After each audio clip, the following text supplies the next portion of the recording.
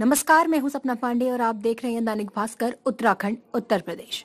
पर्यटन सचिव दिलीप जावलकर ने छड़ी पानी रायपुर पैदल मार्ग का निरीक्षण किया और वहां पर राहगीरों की आवश्यकता अनुसार पानी, हवा, घर, शौचालय आदि के स्थानों को चयनित कर इस स्थल को विकसित करने के लिए अधिकारियों को आवश्यक दिशा निर्देश दिए। मसूरी से अजीत कुमार सिंह की रिपोर्ट। धन्यवाद। QR कोड से भी स्कैन कर सकते हैं और लाइक ऑन द वे आप फॉर्म भर सकते हैं। दोनों तो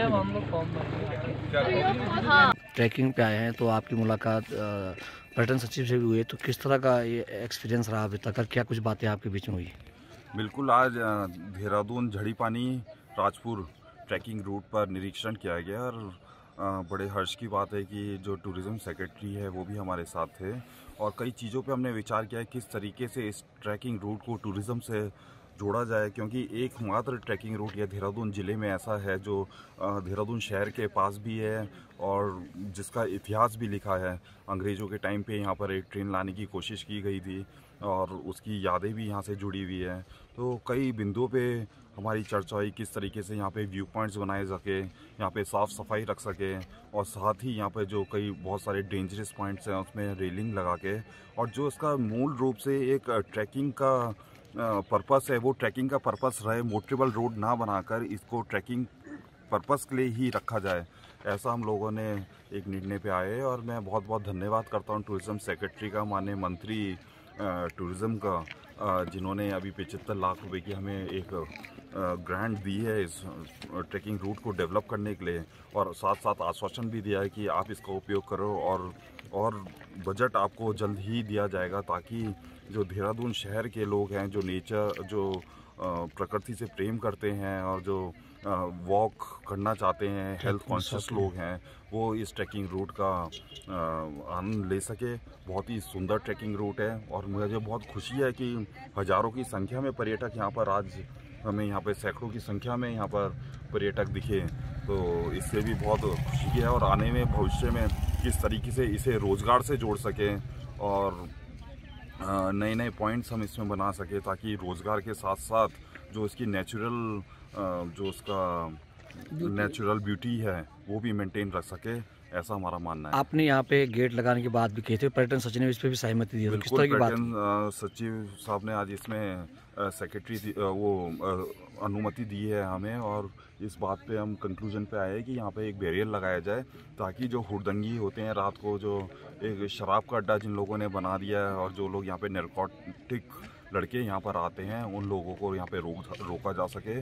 और पुलिस डिपार्टमेंट से भी हम जल्द बात करेंगे कि यहाँ पे पुलिसिंग बढ़ाई जाए, ताकि जो लोग हैं यहाँ पर बिना किसी डर के सुरक्षा यहाँ पर सुरक्षित रहें। और दूसरा, आपने सुरंग का भी निरीक्षण किया था सचिव साहब के साथ, उस पर कुछ नया कुछ करने वाले हैं? बिल्कुल, आज हमने उस सुरंग का भी निरीक्षण किया और सचिव साहब ने आश्वासन दिया है कि इसको एक पॉइंट डेवलप करके यहाँ पे बहुत अच्छा बैठने का और एक जो इसके लोग इसके जान सके क्यों ये जगह डेवलप हुई और इसके पीछे क्या इतिहास है, लोगों को पता लग सके।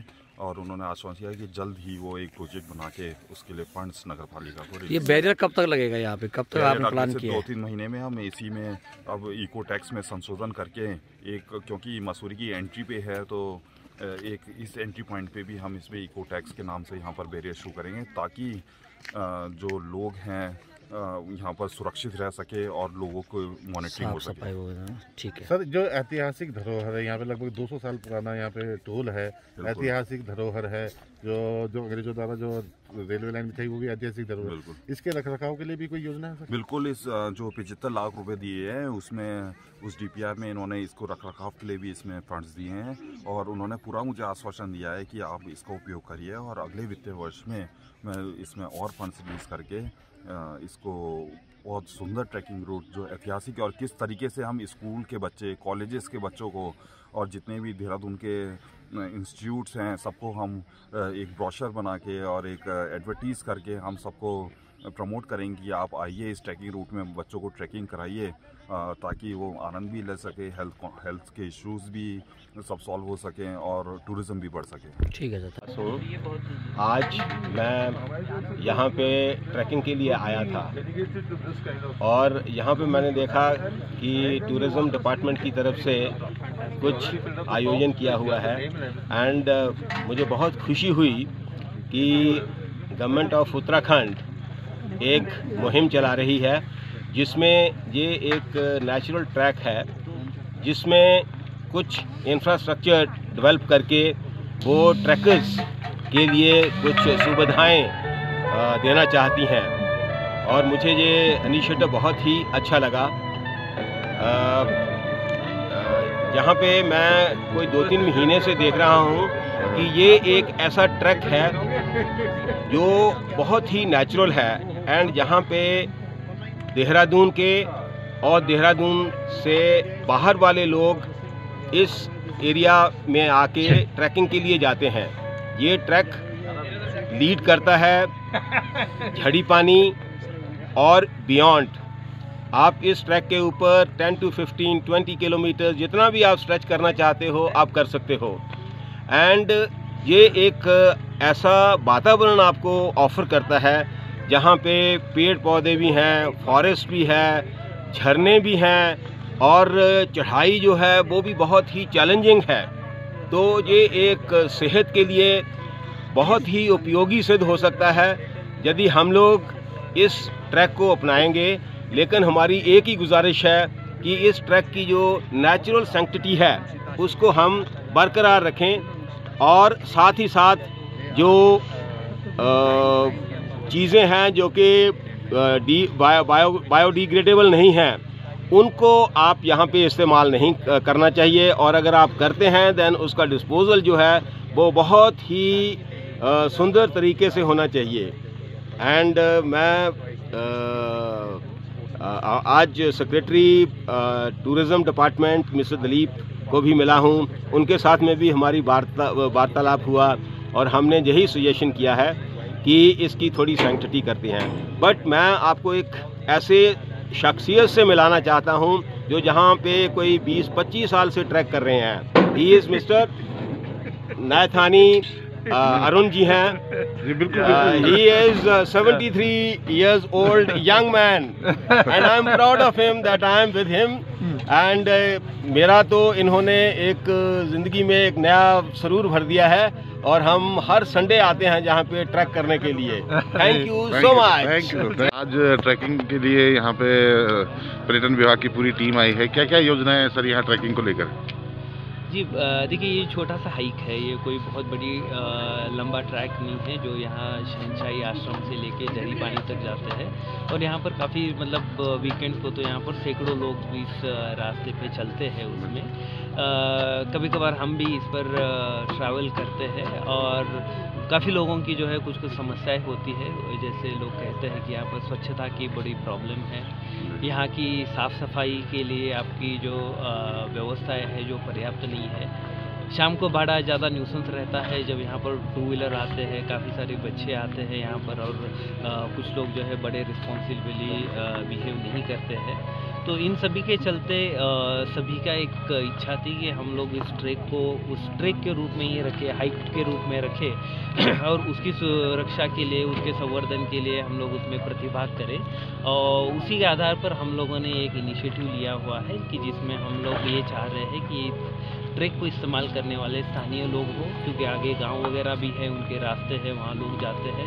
स्थानीय लोग हो या कम्युनिटी को ट्रैकिंग के लिए जो लोग इस्तेमाल करते हैं वो सभी इसमें प्रतिभाग करें इसके मैनेजमेंट और व्यवस्थापन के लिए। तो हमने आज यहाँ पर रजिस्ट्रेशन शुरू करा हुआ है। रजिस्ट्रेशन के बाद सभी व्यक्तियों को हम लोग एक कम्युनिटी से जोड़ेंगे उसको और फिर उनसे हम लोग समय समय पर प्राप्त करते रहेंगे, सुझाव प्राप्त करते रहेंगे। उसमें स्थानीय प्रशासन है या फिर शासन की जो भी मदद हो सकती है वो की जाएगी।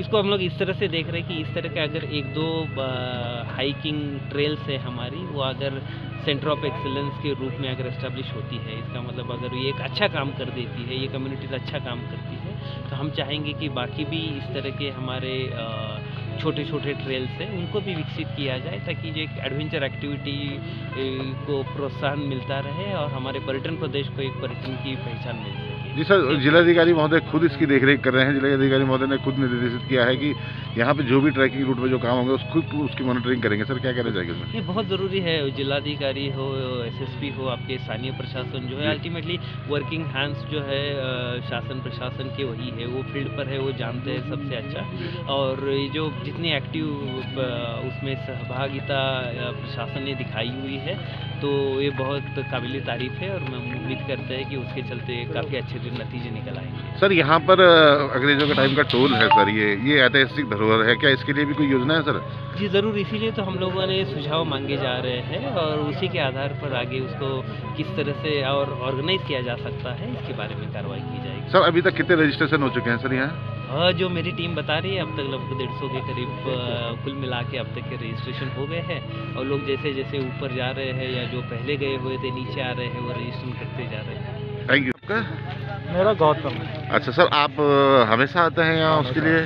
सर कैसा लगता है आपको यहाँ के? बहुत बढ़िया लगता है। और आप जो इसमें जो है क्या कहना चाहेंगे, इसके लिए कैसे डेवलप होना चाहिए ये इलाका? हाँ, बस मेन चीज़ तो साफ सफाई है।